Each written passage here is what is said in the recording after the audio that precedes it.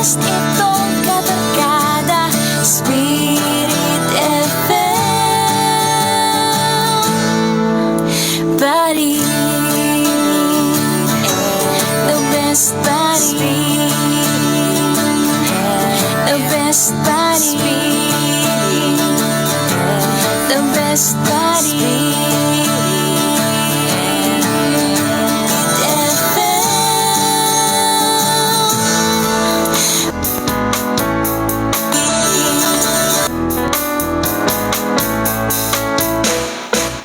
Isang mapagpalang gabi sa inyo mga best friends. 7:30 na naman ang gabi. At muli ito ang inyong Kuya Juan At best friend Kuya Harris. dito sa programa Hatid ang salita ng Diyos at tunay na buhay. sa ating programang Ramdam Kita.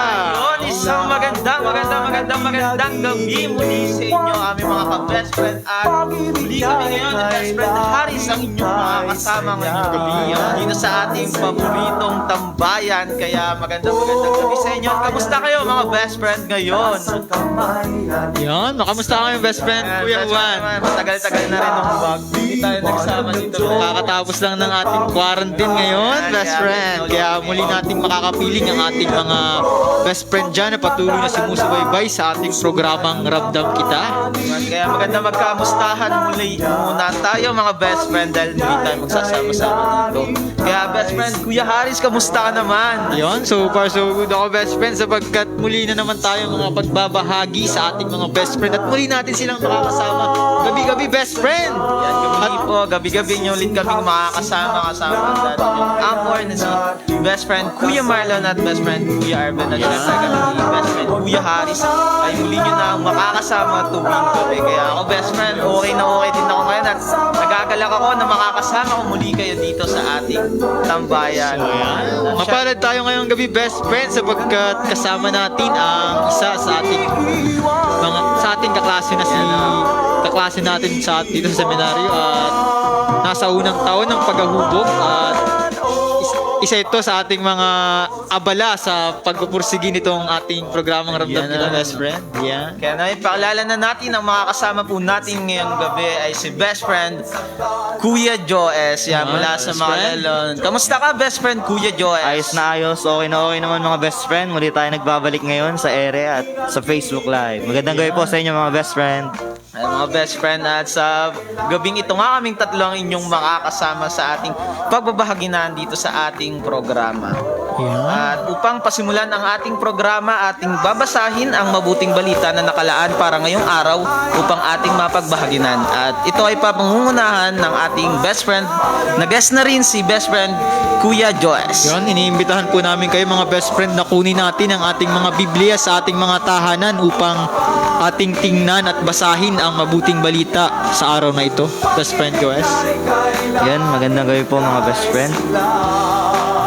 Buksan po natin ang ating Biblia sa Ebanghelyo ni San Juan, Kabanata 6, talata 7, 6 na po hanggang 69.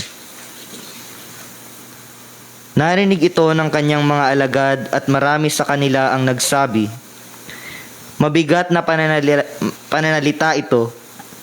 Sino ang makatatanggap nito?" Kahit wala nagsasabi kay Jesus, alam niya na nagbubulong-bulungan ang kanyang mga alagad tungkol dito. Kaya't sinabi niya, "Dahil ba rito'y tatalikuran na ninyo ako? Gaano pa kaya kung makita ninyong umaakyat ang anak ng tao papunta sa dati niyang kinaroroonan? Ang Espiritu ang nagbibigay buhay, hindi ito magagawa ng laman. Ang mga salitang sinabi ko sa inyo ay Espiritu at ito ang nagbibigay buhay. Ngunit may ilan sa inyong hindi sumasampalataya." Alam na ni Jesus buhat pa noong una kung sino-sino ang hindi mananalig sa Kanya at kung sino ang magkakanulo sa Kanya. Idinugtong pa niya, "Iyan ang dahilan kaya ako sinabi sa inyo na walang makakalapit sa akin malibang ito'y loobin ng Ama." Mula nooy marami sa Kanyang mga alagad ang tumalikod at hindi na sumama sa Kanya. Tinanong ni Jesus ang 12, "At kayo, gusto rin ba ninyong umalis?" Sumagot si Simon Pedro, Panginoon, kanino pa po kami pupunta? Nasa inyo ang mga salitang nagbibigay ng buhay na walang hanggan. Naniniwala kami at natitiyak namin na kayo nga ang banal na mula sa Diyos. Sumagot si Jesus, hindi ba't ako ang humirang sa inyong 12 at isa sa inyo ang magkakanulo sa akin? Ang tinutukoy niya ay si Judas na anak ni Simon Iscariote, sapagkat siya ang kabilang sa 12 na magkakanulo sa kanya. Lang po. Maraming salamat sa iyo, best friend Joes, at sa mga nagnanais po na magbahagi sa ating programa ay maaari niyo pong sagutin at maging gabay ang katanungang ito. Ano ang mga hakbang na ginagawa mo para malampasan mo ang iyong problema? Yon mga best friend, maaaring sagutin niyo ang katanungang iyon upang maging gabay sa inyong pagninilay patungkol sa mabuting balita ngayon na maya-maya lamang ay ating pagbabahaginan. Kaya muli, maglalaan tayo ng ilang sandali ng katahimikan upang ating mapagnilayan ang mabuting balita.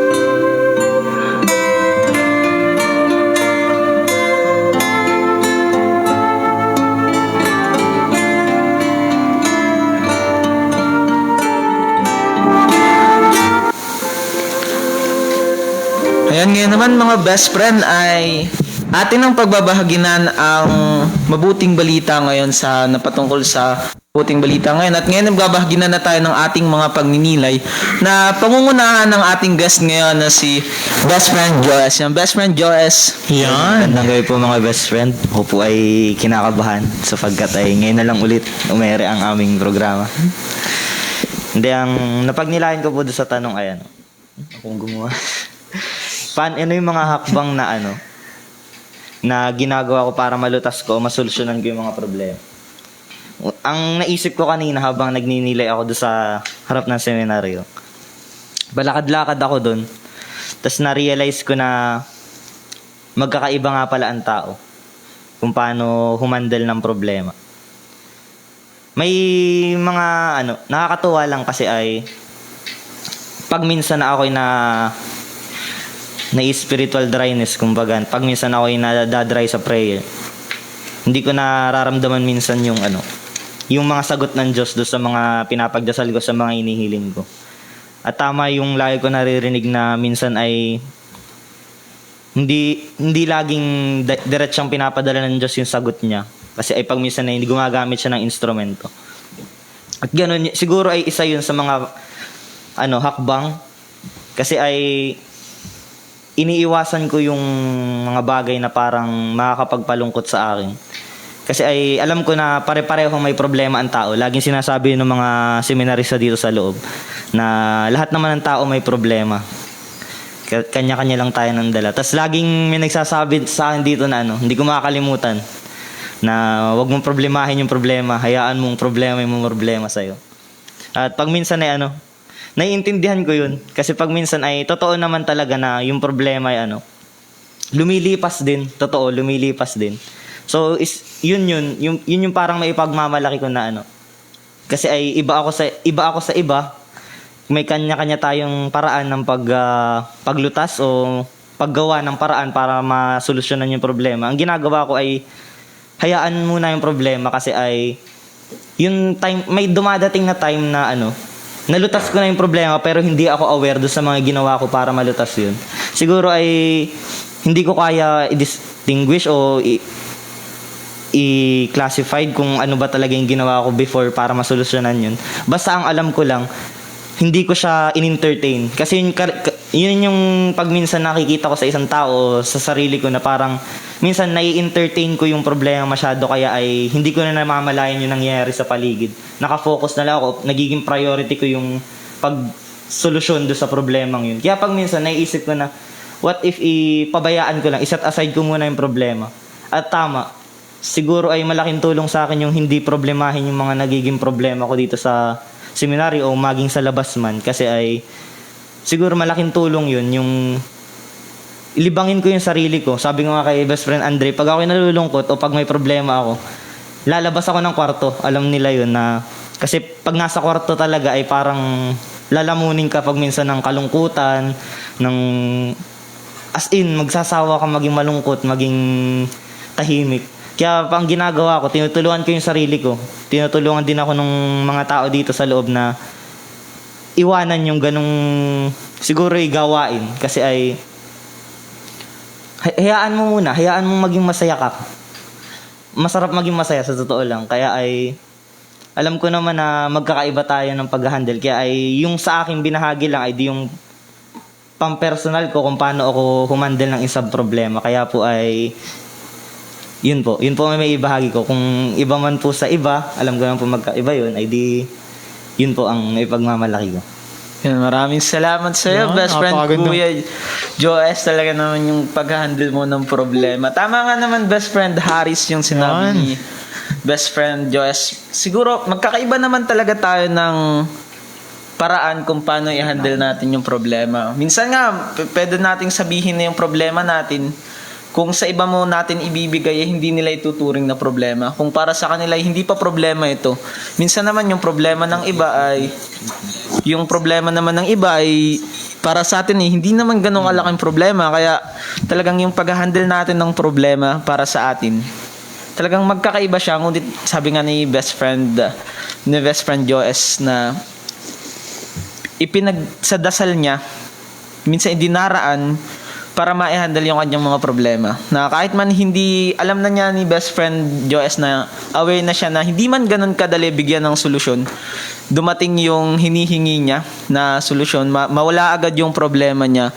Alam niya nagagamit ang Diyos ng ibang tao, na ibang paraan, bilang isang instrumento upang tulungan at mawala yung problemang nararanasan mo ngayon. Kaya ang ganda ng best friend Kuya Joes, talagang yung problema na alam mo nang may problema ka at alam mo na kung sino yung makakatulong sa'yo, alam mo na minsan kung paano mo i-handle, alam mo na kung paano rin ito mawawala, at talagang napakaganda rin natin pagnilayan para maging manatili tayong positive sa buhay natin. Yan, di ba? Best friend Kuya Haris. Tama yun, best friend. Tama yun minsan kasi yung problema nandyan na lang yan eh. Kahit nga sa ating mabuting balita ngayon, ang ating Panginoong Diyos na may problema sapagkat may mga umaalis na. May mga nagdududa na sa Kanya, may mga hindi na kayang tanggapin ang Kanyang mga sinasabi. Subalit nagtanong pa rin siya sa labing dalawa. Subalit may nanatili pa rin naman sa kabila ng mga umalis, ay may nanatili pa rin sa Kanya. Sa gayon minsan ay ang problema natin dito sa seminaryo, biglang normal na tao lang. Yung problema minsan tuturuan yan tayo na kung paano mas maging marunong sa buhay. Kasi yung problema parang karanasan din yan eh. Na kung saan ay hindi mo mararamdaman yung tunay na kasiyahan kung hindi mo mararamdaman yung kalungkutan. Hindi mo ma-appreciate ang bagay kung hindi mo pinaghirapan. Kagaya nung yung problema ay hinuhubog niyan tayo upang paano tayo magiging matatag sa buhay. Na kapag dumating yung time na yun, nalampasan ko na tong problemang to, alam ko na kung anong gagawin ko. Sa kabila nun ay yung ating best friend Kuya Joes, talagang marami tayong problema dito. Maski ako namang problema ako ngayon sa mga bagay-bagay sapagkat alam ko sa aking sarili na marami din akong problema. hindi lang physically. Subalit meron din ako problema sa spiritual. Minsan ay nanghihina, minsan ay natatabunan ng mga iba't ibang mga kabisihan sa buhay. Subalit darating yung time talagang maiisip mo na yung problema ay mas mahirap yung problema kapag tiningnan mo siyang sa negatibong paraan eh.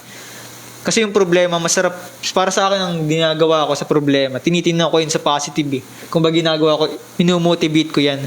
Ginagawa kong motivasyon sa buhay na kung saan ay pag nalampasan ko to, successful, napakasarap sa pakiramdam. Kaya minsan, yung problema talaga, although hindi naman natin i-expect na darating sa ating buhay, na bakit minsan tatanong tayo sa ating mga sarili o sa ating mga magulang, bakit may problema? Bakit mayroon ito kung pwede naman lahat na lang kasiyahan, lahat na lang katagumpay sa buhay. Yun nga, ang mahirap ay kapag hindi na tayo ng problema, baka kailangan na nating tanungin yung ating sarili na Tama, ano na ba tayo? Nasa na ba tayo? Kumbagay, o baka tinatakasan lang natin yung problema sa ating mga buhay. Kaya kung tayo na may problema, mga best friend, ay may paraan. Unang-una, may paraan at may solusyon. Nandyan lang tayo muli ang makakadiskubre ng solusyon sa problema. Hindi naman ibibigay ng unang-una sa lahat, naniniwala ako best friend na hindi ibibigay ng Diyos ang problema sa ating mga buhay, yung mga pagsubok sa ating buhay kung di natin kayang lampasan. Ibig sabihin, kung sa gayon naranasan natin yung problemang ganun ay ibig sabihin binibigyan tayo na may nagtitiwala ang Diyos sa atin na kaya natin yung mga bagay na binibigay sa atin sa kabila ng mga problema, pagsubok sa buhay o anuman. Kayang-kaya natin yan hindi lang sa ganang ating sarili, sa tulong ng ating mga kaibigan unang-una, ng ating pamilya at lalo-lalo na ng ating Panginoong Jesucristo. So yung best friend, best friend Kuya Juan, paano mo nalalampasan ng mga problema? Ano yung mga paraan na ginagamit mo? Ginagawa mo pala, best friend. Expert yan. Simple lang kasi, ang pagtingin ko kasi sa problema is, hindi na talaga siya mawawala sa part ng buhay ng tao. Siguro hanggat hindi natatapos yung earthly life natin dito, earthly life ko dito sa mundo, hindi ako mawawala ng problema kasi it's a part na talagang mararanasan mo. Hindi mo kayang iwasan pero kayang solusyonan. Hindi totoo siya. Minsan ang problema ko, mahirap solusyonan, ngunit hindi imposible. Kaya yun yung isang natutunan ko sa problema din na minsan yung nalimutan ko lang yung kanta best friend pero sabi dun sa kanta, dadaanan mo lang yan pero huwag mong tambayan. Yun yung pag ako nakakaranas ng mga problema, na dadaanan ko lang ito pero hindi ko tatambayan. Lagi akong mag-move on. Kaya best friend, sinabi mo din kanina na naniniwala ka na hindi tayo bibigyan ng Diyos ng napakahirap na problema kung alam niya na hindi natin ito kayang lampasan. Kaya yun din yung paniniwala ko best friend na kaya sa akin to binigay kasi may something na nais ituro sa akin ang Diyos, na may something na naman na gusto sa akin ipaalam ang Diyos, na alam ko na sa future ay magagamit ko ulit.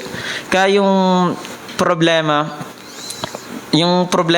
parang normal, pakiramdam ko pag ako nakakaranas ng mga problema, matatapos din agad. Kasi yun yung paniniwala ko lagi na kung gaano yan kadali yung problemang dumating sa buhay ko, ganoon din siya kadaling lalampas. Kaya maganda rin mga best friend na yung problema ay huwag lang nating palipasin din minsan. Sa akin, minsan hindi ko talaga pinapalipas yung problema. Kasi pwedeng pag pinalipas ko yung problema, lilipas lang ngunit hindi masusolusyonan. Problema pa rin. Kaya yung sinabi ni best friend Kuya Joes kanina na may isang tao sa kanya nagsabi na huwag mong problemahin ng problema, hayaan mo ang problema ang mamroblema sa'yo. Wordplay. Wordplay, nice. Kaya yun, parang the same person yung nagsabi sa atin, best friend Joes, na sabi niya sa akin na pag ang isang problema dumating sa'yo at hinayaan mo lang at nawala, hindi mo siya problema. Pero kung bumalik itong problemang ito sa'yo for the second time, problema mo na talaga to at kailangan mo ng solusyonan. Kaya yun yung minsan, pares talaga kami na naiisip ni best friend Joes kung sino nagsabi sa atin nun. Shoutout na lang mamaya. Mamaya, best friend, talagang napakaganda na itulong mo sa amin sa pag-handle ng aming problema. Kaya ganun din, katulad best friend Joes, pinagdadasal ko. Tapos tinitingnan ko rin siya na positive way. Mas madali po kasing solusyonan, mas madali kong solusyonan ng isang problema kung titingnan ko ito in a positive way. Na alam ko na pag nasolusyonan ko to, may bagong aral na naman ako mapupulot, may bagong aral na naman ako makukuha, may bagong aral na naman ako magagamit para sa mga paglalakbay ko pa sa hinaharap. Kaya napakaganda at mas madadalian ako na solusyonan ng isang problema kung una tatanggapin ko ito, pangalawa pag tinanggap ko, hindi ko tinakbuhan, iisipan ko ng solusyon, tapos isipin ko itong isang challenge na naman sa akin at pagbubuhusan ko ng atensyon para pag nasolusyonan ko na, ang isang gift lang lagi ng isang problema, ang end lang lagi ng isang problema is lagi kang may matututunan. Laging may lesson na makukuha ka doon. Kaya negative man yung problema, positive lagi yung impact sa'yo nun. Na in the end ng isang problema, meron akong nakuha, meron akong natutunan. Yun, best friend. Yun, may best friend Kuya Joes. Ano yung pakiramdam mo kapag nalalampasan mo yung isang problema? Kung bagay nagagawan mo siya ng paraan. Isa pa rin niya. Hindi ko makakalimutan yung mga ganyang pagkakataon pag nalalampasan na ang problema. Kasi totoo rin yung sinabi ni kung sino man yan. Mamaya malalaman natin kung sino nasa likod ng mga ganitong salita na pag nalampasan, simulan natin sa simula na sa buhay ng isang tao ay para bang dumadating talaga yung pagkakataon na yung babatuhin ka talaga ng problema, yan. Dadaan ka sa mga problema ng mundo, problema kung saan. Kaso ay, ang pinakamagandang sinabi niya doon, at natutunan ko at pinangahawakan ko hanggang ngayon, na pag nalampasan mo ang mga ganong bagay, yung mga ganong problema, kahit gaano pa kahirap yan, o kung ano yung natutunan mo, ipapagmalaki mo yan pag nalampasan mo yan. At pag minsan, kung nasaktan ka man, o pag minsan ay hindi maganda yung nangyari nun, tatawanan mo na lang yun. Yun yung parang pagtingin ko sa pag solusyonan ko yung mga problemang dumadating sa akin. Parang tama nga naman. Pag minsan ay ikikwento mo to sa iba na naranasan ko to, ipapagmalaki ko to kasi naranasan ko yung gantong problema. Hindi ako yung parang hindi ko alam kung ano nangyayari sa paligid dahil hindi ko naranasan. Pero yung naranasan ko to, dapat ipagmalaki ko yun at dapat kong gawing para bang motivasyon din. Kaya yun siguro, tama rin naman na tatawanan mo lang yung problema pag nalampasan mo yan. Siguro yun po. Tama naman, best friend, na it's an achievement na maituturing pag nasolusyonan at nalampasan natin yung isang problema. Talaga nga naman, mga best friend, siguro ramdam natin itong mga to na pag yung isang problema na tingin natin wala nang solusyon. Tingin natin na, malalampasan ko ba to? Kasi minsan, yun yung, pag tinalo po tayo ng problema, pag inayawan natin yung problema, pag sinukuan natin yung problema, parang sinasabi lang sa atin ng problema na hindi mo kinaya. Parang yung problema po kasi minsan, babatuhin tayo ng problema, dami nating haharapin, na minsan lilimitahan nito yung kakayanan natin. Kasi pag tayo namumroblema, minsan nagpapangsyon talaga yung utak natin dyan. Talagang gagawin mo kasi lahat ng paraan upang masolusyonan ito. Pero kung una pa lang, natakot na tayo, hindi na natin sinubukang solusyonan yung problema, nagpatalo na tayo, parang iisipin, parang linimitahan ng problema yung kakayanan natin. Parang mas malakas pa yung problema kaysa sa atin ay hindi dapat. Mas malakas tayo sa problema, di ba? Yan. Tayo yung kayang i-overcome, tayo yung namumroblema eh. Tayo namumroblema, tayo nakakaranas nun. Ibig sabihin, tayo lang din na makakasolusyon nun. Sa tulong man ng iba, lalo na tulong ng Diyos, na talagang kahit pag tumawag tayo sa Kanya na, Lord, namumroblema ako, may ganito ako. Pag nagkikwento kasi mga best friend, pag namumroblema ako at nagkikwento ako kay God, pagkatapos kong ikwento yun, para siyang ang pakiramdam mo sa problema is hindi man siya nawala. Ang pakiramdam mo ay gumagaan yung feeling mo, gumagaan yung kung ano man yung mabigat na dinadala mo kasi alam mong naikwento mo na. alam mo na yung pinagkwentuhan mo is hindi lang siya nakinig sa'yo. Laging ang Diyos, pag nagkwento tayo sa Diyos, pag nagkwento ako kay God na ganito yung nararanasan ko, automatic, hindi lang siya basta nakinig sa akin. Lagi siyang meron ng plano. Baka nga, at sa totoo lang talaga, malamang sa malamang, bago ko pa ikwento yung problema ko, meron ng solusyon ng Diyos na nakalaan para sa akin. Minsan siguro hinihintay lang ako ni Lord na magkwento sa Kanya tungkol sa problema ko. Minsan kasi ganun eh, baka minsan yun yung nararamdaman ko na pag kaya kong solusyonan, baka hindi na ako humingi ng tulong sa iba. Baka isipin ko, oy, gamit lang yung lakas ko, gamit lang kung anong meron ako, baka yun lang yung maging gamitin ko para masolusyonan yung aking problema. Pero pag alam ko, sa sarili ko, tanggap ko na may kahinaan ko to, na it's my problem, na kailangan ko lampasan, kailangan kong humingi ng tulong. At napakagandang part nga talaga no na yung si Lord, naghihintay lang na lapitan ko siya, na magkwento ako sa kanya para sabihin sa akin, para tulungan ako kung paano ko susolusyonan yung aking problema. Yan naman. Kaya best friend, Kuya Haris. Ikaw naman, meron bang problema na naranasan mo na muntikan mo ng sukuan? Yan. Maraming best friend, subalit hindi ako inahayaang sumuko ng aking mga kaibigan, unang-una, at pamilya, ng aking pamilya, syempre, at ang Panginoon. May mga problema akong madalas na nabibigatan ako. Sa point, minsan sa akin sa pagdedesisyon sa buhay, minsan ay yun yung para sa akin yung pinakamahirap na sa akin, na part, na kung saan ay pagpipili ka, palaging may consequences, palaging may kapalit, palaging may mararamdaman ka na kung ano ba yung nakakagulo sa utak. Kaya nga minsan ay, siguro para sa akin minsan ay bilang normal na tao lang, minsan tayo lang ang gumagawa ng problema sa ating utak. Minsan for example ngayon, mga online class ngayon, best friend, during our vacation, marami ako na-encounter na mga kabataan na tinitingnan nila as problema yung module. Kumbaga, sasabihin sa'yo, brother, may module na naman kami, nakakatamad. Kumbaga, negative agad.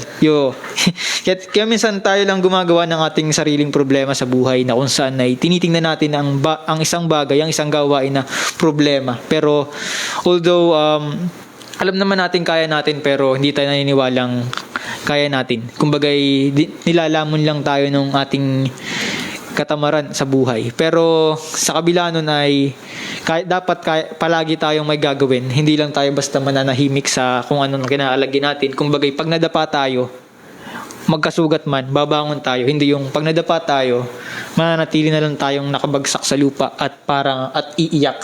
Kumbaga, pag nadapa tayo sa lupa at may sugat man tayo pa rin at lalakad upang malampasan ang mga problema sa buhay. Maraming problema sa buhay na dumating ko. Unang-una nung elementary ako, may problema ko nun ay malikot ako sa klase. Malaking problema nga yan, best friend. Malaking problema malikot ako yan. sa klase, best friend. Kabagay, malikot ako sa klase nun. Tandaan ko yung tinakbuhan ko yung teacher ko, best friend. Alam ko yun yung pinaka-problema ko nun. Problema rin yun ng magulang ko sapagkat napakalikot ko nun. Tumakbo ako sa classroom nun. Lumabas ako ng classroom. Nung natakbo ako, umikot-ikot ako dun sa parang yero. Yan, yero. Then napauntog ako sa kanto ng yero. Kaya may sugat ako dito. Yan, kita mo best friend. Yan, may sugat ako dyan. Kaya ang lesson ko nun talaga ay simula nung ako'y na-aksidente. Kumbaga parang tinuruan ako ng problema ko na hindi ka na dapat gumanyan. Kumbaga nagkaroon ako ng nadala na.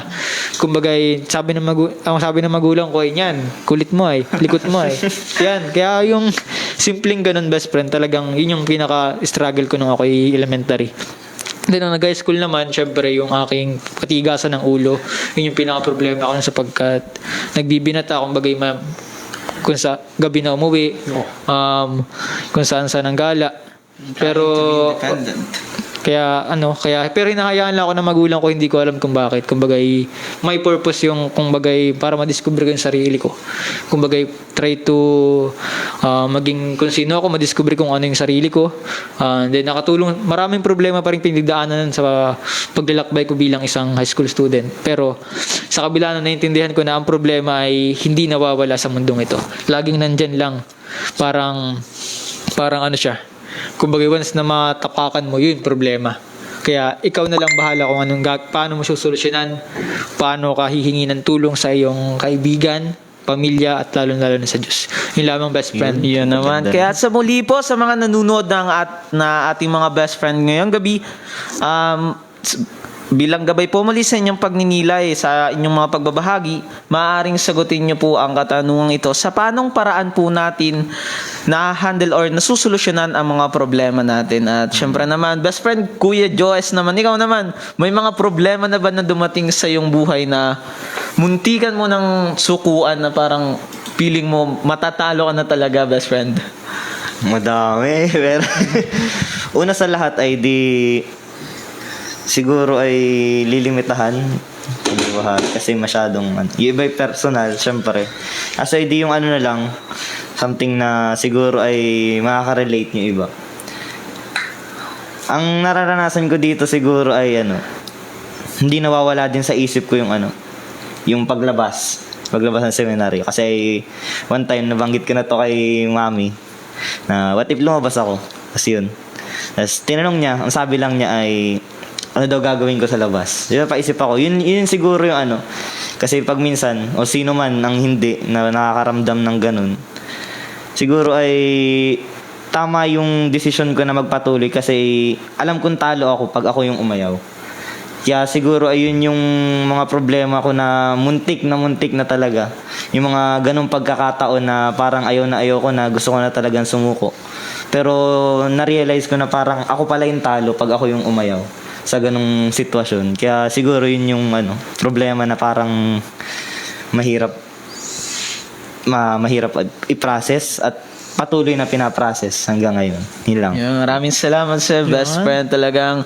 At bilang napapanood nyo po ngayon ang ating best friend na si Kuya Joes ay isang patunay lamang po na napaglabanan niya at nanalo siya sa problema ang kanyang hinaharap. Ibig sabihin, yung pakaramdam na muntikan na siyang sumuko, muntikan na siyang umayaw ay napaglabanan niya. At ano po yung kanyang natutunan? Di ba po sa huli, binabanggit ng ating best friend, Kuya Jose ngayon, ang natutunan niya is, alam niya na pag siya yung umayaw, alam niya, pakiramdam niya na wala ring mangyayari at pakiramdam rin niya na talo siya.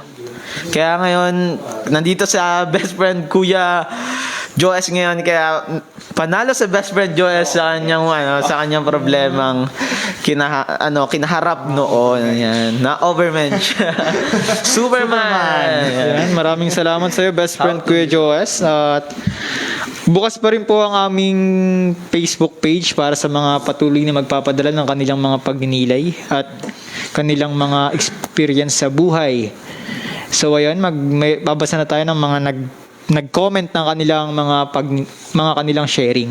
Ang best friend ko, Juan? Yan, unang-una, sabi ni best friend Imelda Oriel Di Maala, sabi na ating best friend, focus on the solution, not on the problem, and ask the guidance of the Holy Spirit to solve the problem. Yan. Isang napakaganda rin naman pong payo sa lahat. Katulad natin na nakakaranas ng mga problema ngayon na huwag talaga nating sarilinin ang problema. Mas madaling solusyonan ang problema kung meron kang kasama na bumuo at mag-isip ng solusyon upang matalo at upang masolusyonan yung ating problema. Kaya best friend Imelda Oriel Di Maala, thank you po sa inyong pagbabahagi. Ang ganda ng best friend na focus on the solution, not the problem. Sapagkat minsan yung solution nasa likod ng problem na tatakluban lang siya. Tatago lamang. Kailangan tayo dumiskubre nun. Salamat sa iyong pagninilay, best friend Imelda Oriel Di Maala. Yan mula kay best friend Leo Yan, si Father Jed. Father Jed, yan. Nang gabi po, Father. Magkwento Magkwento lagi kay Lord at kailan at kailangan iyon sa araw-araw nating pagdarasal. Yan. Maraming salamat po, Father Jed. Through the prayers. Through the prayers po. Malaking tulong po sa amin yan, Father, lalo na sa best friend ko, Joyce natin ngayon. May dinadala siya. Di ba sabi nga ni Father Sir na maganda raw pag-releasean ng emotion ay yung may makikinig. Yes. Napakagandang na rin, parang medicine sa mga taong may problema. Listening Kasi yung itself is therapeutic. Amen. Kasi minsan emotional yung ating pakiramdam, ating problema. Kailangan nating ilabas sa kapwa natin seminaryo, sa ating kaibigan, lalo na sa ating pamilya, best friend, di ba? Siyempre, nabanggit ni Father Jed yung pagdarasal. Ibig sabihin, yung may nakikinig. Yes. Pag tayo naglalabas ng problema sa Diyos, alam nating nakikinig siya. Kaya siguro ay nakakagaan ng problema talaga o nakakagaan ng pakiramdam pag sa Diyos tayo nagbabahagi. Yan, maraming salamat to, Father. Yan, mula sa ating Okay, si best friend Tita Sara. Tita Sara ngayon na nakikinig rin sa atin ngayon. Happy Listen. viewing and listening. Para sa akin, nalampasan ko ang lahat ng problema na dumarating sa akin sa pamamagitan ng pagharap o paglutas kapag dumarating ito. Lahat ng problema ay dinudulog ko sa paglapit sa Diyos sa pamamagitan ng pananalangin. Minsan upang magbigay ng payo at lakas ng loob para maharap ko ito. Maharap ko ang mga pagsubok sa buhay. Alam ko walang binibigay ang Diyos na pagsubok na di natin makakayanan. So, yan. Maraming Amen, Tita salamat Sara. sa iyo, Tita Sara, my best friend, Tita Sara. Yan. Kaya naman yung sa paraan ng paglutas ng problema ng ating best friend, Tita Sara, na binahagi niya sa atin na tama nga yung sinabi, katulad ng pinagbahagi na natin kanina na hindi ibibigay ng Diyos ang isang problema sa atin kung alam ng Diyos na hindi natin to kayang solusyonan.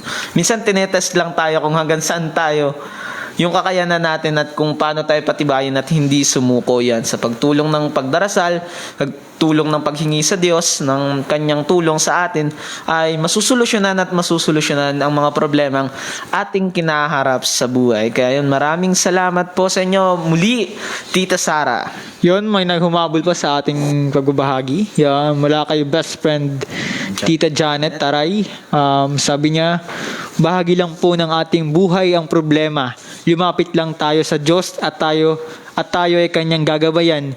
Hindi man agad natutugunan o nasasagot ang mga problema na darating ito sa tamang panahon. Kaya huwag agad tayong susuko sa buhay. Yan. Andun yung patience natin, best friend, talagang kailangan nating antayin. At kasi in the process yung mga bagay na mabilis makuha ay mabilis ding mawawala. Ang mga bagay na ating pinaghirapan ay mananatili at matagal natin itong mapapakinabangan na kung saan ay madadala natin maaring sa kahit man saan tayo pumunta.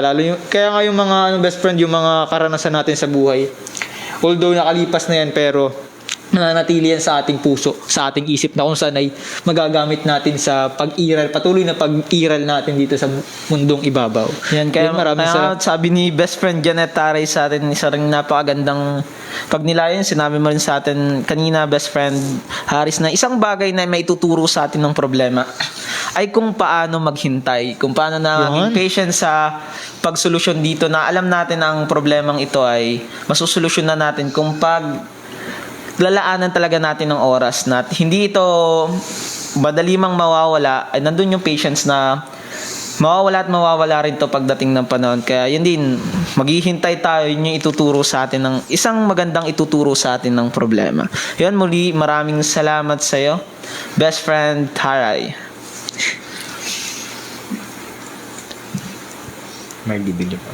Yan, mula sa ating best friend pa ulit, Madi Villafranca. Sabi niya, para sa akin, kailangan laging maging matatag sa lahat ng problema. God always watching us. Yan, amen po ba? Amen. Yan, napakaganda pag inilay na best friend. Talagang tinitingnan lang tayo ng Diyos sa ating, although hindi naman tayo talaga pinagmamas na lang ng Diyos, pinagabayan pa rin tayo niya, di ba? Gawa ng yung watching us talaga, best friend, ay maganda yan sapagkat nandun pa rin yung presensya ng Diyos sa patuloy nating pagharap sa ating mga problema. Masarap sa pakiramdam kapag yung problema natin ay talagang ibinibigay natin sa Diyos o sinasama natin siya. Kasi kailangan din natin laging matatag sa lahat ng problema, sabi ng ating best friend Marty. Kaya napakaganda po yung tita, best friend, na matatag dapat tayo sa lahat ng problema, na kung saan ay tuturuan tayo nito upang maging mas matatag pa. Yan, maraming salamat po, best friend. At bilang huling katanungan sa iyo, best friend Kuya Joes, ano yung isang napakagandang bagay na natutunan mo matapos mong malampasan lahat ng problemang pinanalunan mo na? Ano yung isang bagay na talagang may tuturing mo na natutunan mo dahil sa mga problemang dumaan sa iyo? Siguro ay ang natutunan ko ay yung kaya ko pala. Yun. Kasi ang tingin ko sa sarili ko ay mahina. Lagi naman. Kasi ay, sino ba naman ako, syempre. Kaya ay parang ang laging impact sa akin ay pag, halimbawa, parang bang ako yung ako yung nasa baba ng bundok. Yan. May malaking bundok, yun yung problema. Ganun lagi nagiging tingin ko. Pero yung pinakamagandang matututunan ko doon, na once na makaakit ako doon sa tuktok na yun, yun yung natutunan ko. Yung mga pinagdaanan ko, kung gaano man katarik yan, kung gaano man kadulas yung mga pangyayari o yung mga bato dyan, yun yung mga natutunan ko na siguro na yung hindi sumuko. Yun. Hindi yung sumuko. Kasi ay, problema lang yan. Nasasabi ko lang pero dati naman. Pero Strong. syempre, yun nga, talagang malalampasan ng problema. Kasi may kanya-kanya naman talaga tayong pag-handle. Totoo naman talaga. Kaya ayun, problema lang yan. Yan Malalampasan naman, din. best friend. Napakaganda ng mga best friend. Mga best friend, narinig mula natin kay best friend Kuya Joes ng isa sa pinakamagandang bagay na natutunan niya matapos niyang malampasan lahat ng problema ay yung salitang Huwag na huwag tayong susuko. Huwag ka susuko at kaya ko pala. Yan naman. So, kalagda ng best friend, laging... Kaya Kaya mga ko best pala. friend, kapag nahihirapan na tayo, talagang lagay lang natin sa ating puso na kaya natin to, best friend. Bilang mga patuloy na sumusunod sa ating Panginoon, napakasarap na manatili tayo sa Kanya, na kung saan ay kagaya ng mga 12 na nandito po kami, hindi kami susuko, hindi kami tatalikod, Panginoon. Ikaw po ang nagbibigay ng buhay at ng salita na nagbibigay buhay at ang tinapay ng buhay. Iyon. Amen. Kaya mga best friend natin ngayon, talagang maganda rin na matapos lahat ng ating problema ay masasabi talaga natin sa sarili natin na kaya pala natin. Yan, kaya ko pala. Yan, marami tayong kaya sa buhay. Minsan nalilimitahan lang tayo ng mga problema, ng mga takot, ng mga hindi kasiguraduhan sa buhay. Pero at the end of mga gantong mga trials, mga gantong obstacles, masasabi natin sa sarili natin at yun yung isang salita na masasabi mo pagkatapos mong malampasan lahat, na kaya mo pala, na yun yung isang napakaganda mong natutunan nang hindi ka sumuko, na nalaman mo sa sarili mo na hindi ka malilimitahan ng gantong mga bagay, na kaya mo silang i-overcome, kaya mo silang talunin. Kaya ngayon nandito ka at baon mo lahat ng iyong natutunan sa mga darating pang problema na iyong mararanasan, ay equipped ka na. Alam mo na kung paano i-handle, alam mo na kung paano solusyonan. Kaya mas maganda, mag-i-improve tayo muli dahil sa mga problema, mas marami tayong matututunan. Mas madali tayong aanod sa agos ng buhay. Mas madali na tayong magre-response sa kung ano man yung mga mangyayari sa atin. Kasi may mga natutunan na tayo, hindi na ito mawawala sa atin. Yan. Maraming salamat sa iyo, best friend. Maraming salamat sa iyong pagbabahagi sa atin, best friend Kuya Joes, at salamat din sa iyo, partner, best friend Kuya Juan. Ngayon ay tatapusin natin ang pagbabahagi ng ito sa isang maikling panalangin na pangungunahan ng ating best friend Kuya Jose. Yun, ilagay po natin ang ating mga sarili sa presensya ng ating Panginoong Diyos. Sa ngalan ng Ama at ng Anak at ng Espiritu Santo. Amen. Panginoon, maraming salamat po sa biyaya ng buhay, bukasyon at kalakasan. Nawa ipadala mo ang iyong Espiritu upang masolusyonan o ikaw mismo ang kumilos para sa aming mga pinagdaraanan. Patnubayan mo po lagi kami sa araw-araw. Papuri sa Ama at sa Anak at sa Espiritu Santo. kapara nung una, ngayon at magpa sa walang hanggan. Amen. Sa ngalan ng Ama at ng Anak at ng Espiritu Santo. Amen. Yon, Yun, isang magandang gabi na naman at isang makabuluhang gabi na naman ang ating pinagsaluhan ngayong gabi sa ating tambayang ito na muli nyo kaming nakasama sa sa unang pagkakataon muli yan. Sa unang pagkakataon muli tayo nagsama-sama bilang kami ang mga anchor na pagkatapos na po natapos na ang aming quarantine kasi kaya na-miss namin kayo mga best friend na tayo muli magsama-sama at magbahaginan ngayon. At sa pagkakataon namang ito mga best friend ay bilang pagtugon at bilang pasasalamat natin sa lahat ng nakiisa sa atin ngayong gabi, marapat lamang na kayo ay aming batiin upang mapasalamatan. Yan. Pero bago po dumako tayo sa pagbabatian mga best friend, sa lahat po ng mga kabataan ng ating diocese ay inaanyayahan po namin ang mga kabataan ng diocese ng Gumaka na dumalo ng gagawing online vocation jamboree bukas, Bukas sa po. linggo po, 8 a.m. sa pangunguna ng seminaryo sa diocese ng Lucena. Na ito po sa baba ang official Facebook Nasa page nila. comment box po natin. Mga ano po 'yun? The Roman Catholic Diocese. Yan, Diocese of Lucena. Yan. So ayun, dadako na tayo best friends sa pagbabahagi sa pagbati sa ating mga patuloy na tumatangkilik. Yan. Yan, syempre naman unahin na natin ang nakiisa rin sa atin at nagbahagi kanina ng kanyang pagninilay si best friend Tita Sara. Yan, magandang gabi po sa inyo yan, Tita Sara. So yun, sa patuloy na walang sawang sumusuporta at sumusubaybay sa ating programang Ramdam Kita, best friend Ate Justine Joy Bilyate. Yan. Good Ate evening Justine. mga best friends. Yan, welcome back daw, welcome back. Yan, salamat po. Ganon din naman, binabati natin ng isang magandang gabi at pinagpalang gabi ang ating best friend Sherwin Manalo Guevara. Magandang gabi best po friend. sa inyo. So ayun, sabi ng ating best friend Kuya Raven ngayong gabi, nice Kuya Joel. Yan, best friend Kuya Raven. Magandang gabi po. Waiting for you. Kuya Raven, uwi ka na. Agasti. Yan, ang ating best friend, magandang gabi sa'yo, best friend Ate Jilik. Yan. Ate Gabi po, Jelay, tita. magandang gabi po. At syempre naman si best friend Jefferson Rosales na nakiisa rin sa Magandang gabi po sir, teacher, intern ko yan nung elementary best friend. Magandang gabi po pala ng ating best friend Yan. Kuya Haris. Ganon din naman si best friend Joverlyn Joy Ihe. Joverlyn, wala yan. Best friend, magandang gabi po sa inyo. Yan, magandang gabi rin sa'yo, best friend Vanessa Joy Calvario Angeles. Yan, magandang gabi sa'yo, heart. Yan, syempre ganon din naman si best friend Jed Lance Lacena Lopez. Yan, magandang gabi rin sa iyo, mga taga Macalelon. Magandang gabi sa inyo. Yan.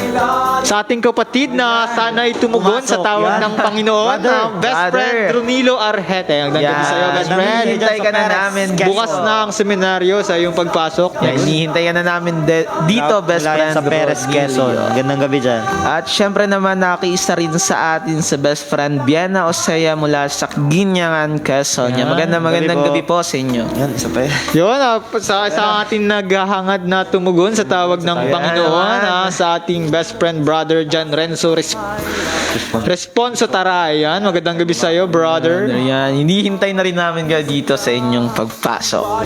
Ganon din naman si best friend Christian Umali mula sa Buena Vista, Quezon. Magandang gabi rin at salamat sa iyong pakikisa. Yan, magandang gabi rin sa iyo, Erlen Banayado Macenas. Yan, magandang gabi sa iyo. At ganon din naman si best friend Monica Resilia mula rin sa Macalelon, Quezon. Yan. Mga taga Macalelon, sinasakop na ang ating Suportado ka talaga, best friend Joel. Yan, mula sa nagbahagi sa atin ngayong gabi, napakagandang pagdinilay mula sa ating best friend Tita Imelda Oriel Di Maala. Nang gabi po sa iyo po, Tita. At syempre, ganun din, nakisa rin sa atin si best friend Janet Taray. Yan, magandang gabi po sa inyo. At si best friend Mardy Villafranca. Yan, magandang gabi rin po sa inyong at salamat sa inyong pakikisa sa ating programa. At mula sa ating isa sa ating kaparian, si Reverend Father Jed, magandang gabi po, Father. Napakaganda pong pagninilay. Ganun din naman si Tita Carmen Barsaga. Magandang gabi po sa inyo, Tita Carmen at Barsaga. si best friend Edwin A. De Vera. Yan, magandang gabi po sa inyo. Studied philosophy at Mount St. Aloysius College Seminary. Former seminary. Magandang gabi po. Magandang gabi po, brother. Magandang gabi po, brother. Ramdam kita, good evening po. Yan. At sa ating kasamang pari, Reverend Father Galen Fontanilla. Magandang gabi po, Father.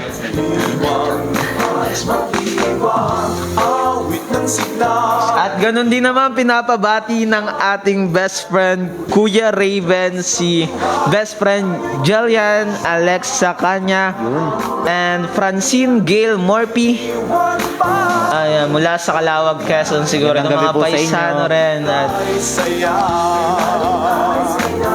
May nagpapabati. May nag-comment ang ating si best friend, si Sir. Yan. Lakas baka positibo ng usapan yung mga best friends. Kaka-proud Bunso Harris. God bless you all. Amen. Hindi naman po masyado. Ganda nun, Thank you Brother po. Harris. at ganun din naman Kaya binabati po natin ang mga kabataan ng ating diocese ng Gumaka. Yon. May humabol pa ang ating GDFC Chapel. Pabati po sa mga masugid ninyong tagapakinig na sina Sister Lerma, Sister Gina, Sister Nancy, and Father Monching. Yan. Magandang gabi po dyan sa patuloy mga sumusubaybay dyan sa baba. yan, kaya ngayon din po mga best friends sa hindi pa po naglalike ng ating Facebook page na Spirit FM DJ. Yan, maaari nyo na po itong i-like upang gabi-gabi po tayo magkasama dito. Dito sa Mount St. Aloysius College Seminary. At syempre naman mga best friend, binabati rin natin ang ating butihing obispo, yan, si Bishop Victor Ocampo. At syempre ganun din ang aming rektor ni si Monsignor Ordero Arlontok at sa lahat ng kapariang tagapaghubog dito sa loob ng seminaryo. Yan, magandang gabi po sa inyong Happy lahat. Fiesta po sa Good Shepherd Parish, Magallanes, Lopez, Quezon. Bukas po. Bukas po siya. Yan. Bukas. Happy Fiesta po. Fiesta po Father JB. bukas kay sa parokya po na hinahandle ngayon ni Father JB. Yan, may humabol na best friend mula sa ating best friend Tita Janet. Pakibati naman po ang aming minamahal na principal ng Holy Child Jesus College, si Sir Nandel Orba. Yan, magandang gabi po, Sir Nandel.